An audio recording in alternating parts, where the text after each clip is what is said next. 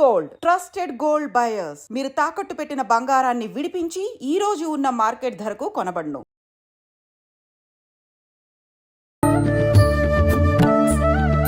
నమస్కారం, welcome to I dream. ధర్మ మార్గం విత్ విజిత కార్యక్రమానికి స్వాగతం. ప్రస్తుతం మనతో పాటు ఉన్నారు ప్రముఖ ఆధ్యాత్మికవేత్త జేఎస్ శాస్త్రి గారు. ఇప్పుడు వారితో మాట్లాడి మరిన్ని విషయాలు తెలుసుకుందాం.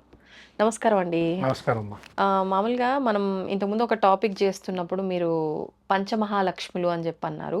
కానీ మనం లక్ష్మీదేవిని అష్టలక్ష్ములుగా ఆరాధిస్తూ ఉంటాము. అందులో ఏ లక్ష్మి లేకపోయినా కూడా అది లోటుగానే భావిస్తాము. అన్ని లక్ష్ములు సమృద్ధిగా ఉంటేనే మనకు ఆ లక్ష్మీదేవి ఉన్నట్టుగా అర్థం అని చెప్పి భావిస్తాం.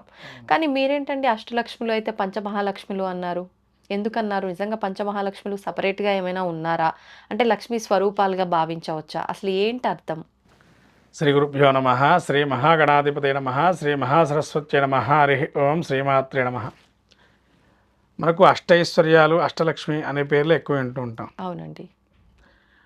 ఈ పంచమహాలక్ష్మి ఏంటంటే మీకు మనకి ఎక్కడ అంటే ఇది లక్ష్మీ పంచమి పేరు విన్నారా మీరు? లక్ష్మీ పంచమి వినలేదు? ఎప్పుడు వినలేదు? వసంత పంచమి విన్నారు, లక్ష్మీ పంచమి వినలేదు ఎప్పుడు? లక్ష్మీ పంచమి అనేది కూడా ఉంది. ఇది మనకు ఎప్పుడు వస్తుంది ఏంటి అంటే మ్యాక్సిమం ఇది హోలీకి ముందరగా వస్తుంది. అలానే ఈ లక్ష్మీ పంచమి ఏంటి అనే దానికి వస్తే పంచమహాలక్ష్మి స్వరూపాలుగా భావం చేయొచ్చా అంటే ఆ చెప్పినటువంటి టాపిక్ ఇదివరకు నేను మీకు గృహప్రవేశానికి సంబంధించిందిలో అది చెప్పాను, పంచమహాలక్ష్మి స్వరూపం అని. ఈ పంచమహాలక్ష్మి స్వరూపం అంటే పూర్వకాలంలో ఎవరింట్లో కూడా ఆవుల్ని గేదెలను పెంచుకునేటువంటి వారు పశు సంపదగా భావం చేసేవారు. అవును. అంటే లక్ష్మి అని పేరు పెట్టుకొని పిలుచుకునే వాళ్ళు చాలా మంది ఉన్నారు. గోవుకి వాస్తవం అండి, మీరు విన్నారు కూడా. అవునవును. చాలా క్షేత్రాల్లో ఇప్పటికీ కంచి మహాక్షేత్రంలో లక్ష్మి అనే పేరుతోనే అక్కడ గోవుని పిలుస్తూ ఉంటారు స్వాముల వారు కూడా. అక్కడ కంచి స్వాముల వారు పిలవంగానే వచ్చి ఆ విధంగా వాటికి కావాల్సిన ఆహారం అన్నీ ఇవ్వడం, అలా లక్ష్మీ స్వరూపంగా గోవుని పూజించడం జరుగుతుంది. దానికి గోపద్మ వ్రతం కూడా ఉంది కార్తీక మాసంలో మనకి. గోవుకు చేసే వ్రతం, గోవ్రతానికి కూడా గోపద్మ వ్రతం అని, గోపంచక వ్రతం అని కూడా ఉంది. గోపంచక వ్రతం అని. కాబట్టి ఎవరు చేస్తారు, ఎందుకు చేస్తారు ఈ వ్రతం ప్రత్యేకించి? గోపంచక వ్రతం, గోపంచక వ్రతం, గోపద్మ వ్రతం ఏదైతే ఉంటుందో, పద్మం అంటే కూడా అమ్మవారి లక్ష్మీదేవి. కాబట్టి ఈ వ్రతం ఎవరు చేస్తారంటే దీర్ఘ సుమంగళ్యాలకు సంబంధించి. కానీ ఇంట్లో లక్ష్మీదేవి శ్రీనివాసం ఉండాలి అని చెప్పి గో స్వరూపంగా ఆరాధన చేయాలని ఒక రోజుగా పెట్టారు దాన్ని.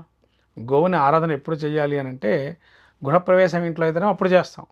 గృహప్రవేశం కాకుండా ఇంకా ఎప్పుడైనా మనం ఆరాధన చేయాలి అంటే గోవుని అంటే ప్రత్యేకంగా ఆ రోజున కామధేను స్వరూపంగా ఆరాధన చేస్తారు. కామధేను స్వరూపంగా పూజ చేయాలి. అంటే కోరిన కోరికలు తీరుస్తుంది కామధేను అంటారు. అందుకని గోవుని కూడా కామధేనుగా పిలిచి ఏది కోరుకున్నా ఆ రోజున గోవుని సర్వదేవతల అలంకరణ చేసి ఆ అమ్మవారిని పూజ చేసుకోమని కార్తీక మాసంలో మనకు ఆ పురాణంలో కూడా తెలపడింది గోపద్మ వ్రతం అని. అలా చేయటం, దానికి 21 పుస్తకాలు పంచటం, దానికి వేరే ప్రక్రియ ఉంది ఆ వ్రతానికి సంబంధించి.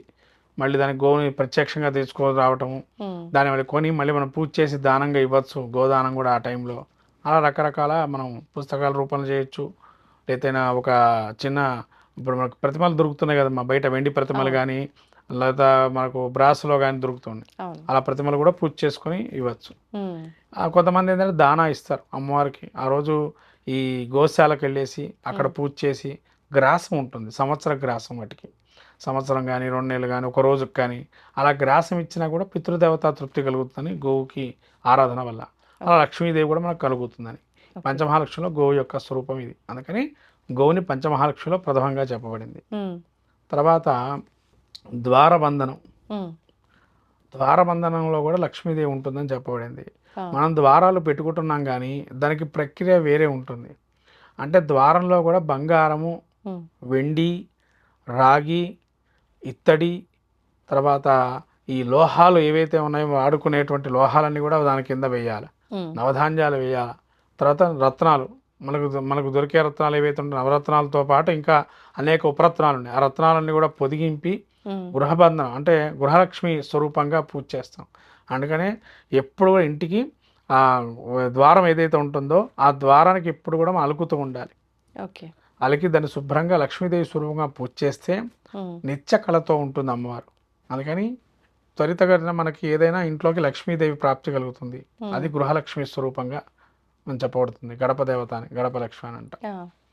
తర్వాత నిత్యంగా మనం ముత్తైదులు పూజ అంటే కానీ నోములు వ్రతాలు నోముతూ ఉంటారు ఇల్లాళ్ళు.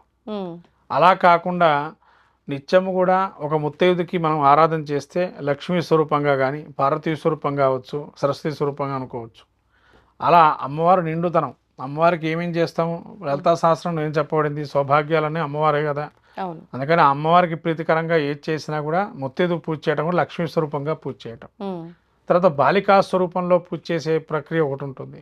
మనం నవరాత్రులు, దసరా నవరాత్రులు చూస్తుంటారు మీరు. అవి నార్త్ సైడ్ చేస్తుంటారంటారు కదా బాలిక పూజలు ఇవన్నీ. లేదమ్మా, మన సైడ్ మన దగ్గర కూడా బాలా అమ్మ అని మనకు బాలా త్రిపుర సుందరి దేవి అని అంటాం కదా. బాలా త్రిపుర సుందరి దేవి అంటే బాలికా స్వరూపానికి పూజ చేయటమే. నీకు బాల అనుగ్రహం కలిగితేనే పై దేవతలకి అనుగ్రహం కలుగుతుంది. అంటే బాలికా స్వరూపాన్ని పూజ చేయాలి. నార్త్లో, సౌత్లో ప్రతిదీ కూడా మంత్రశాస్త్రంలో అంతా ఒకటే అందరికీ. అలాగే బాలా త్రిపుర సుందరి పూజనే బాలా పూజ అంటారు.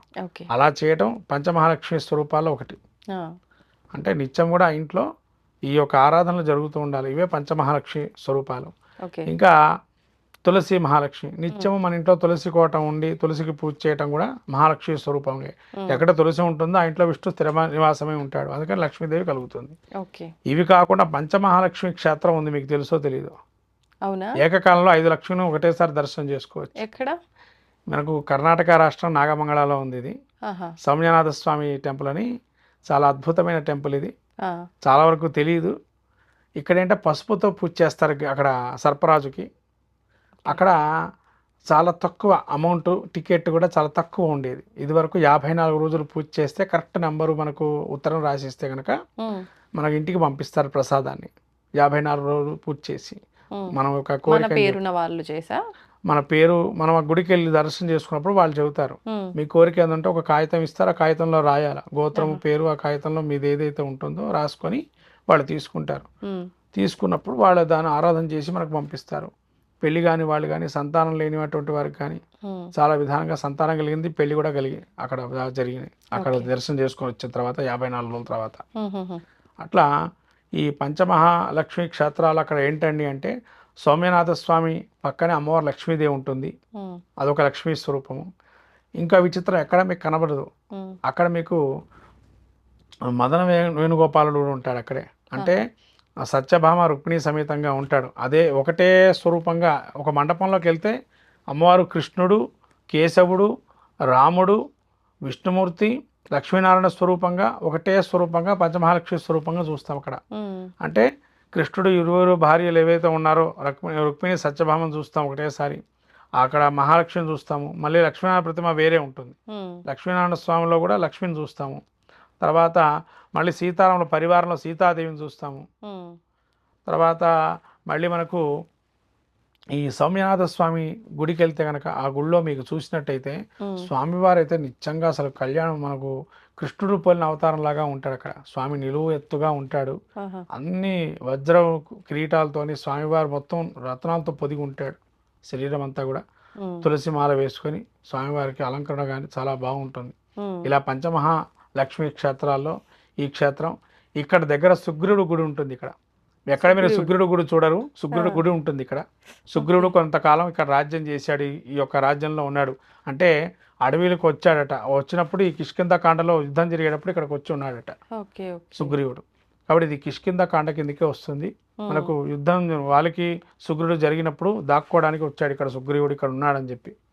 అందుకని మీకు ఇటువంటి మహాక్షేత్రం పంచమహాలక్ష్మి క్షేత్రంగా నాగమంగళ క్షేత్రం చెప్పబడింది. అక్కడ ఎవరు వెళ్ళినా కూడా సంతానం లేనిటువంటి వారు కానీ, పెళ్లి కానిటువంటి వారు కానీ అక్కడ 54 రోజులు పూజ చేసుకుంటే కనుక ఖచ్చితంగా సంతానానికి సంబంధించి కానీ, లేదా సంతానం లేనటువంటి వారు ఏదైనా కోరిక ఉండొచ్చు. రెండే కాకుండా ఏదైనా కోరిక ఉన్నా, అవరోధాలు ఉన్నా అవన్నీ తొలగిపోతాయి. అది పంచమహాలక్ష్మి క్షేత్ర మహత్యం అక్కడ. ఓకే, ధన్యవాదాలండి.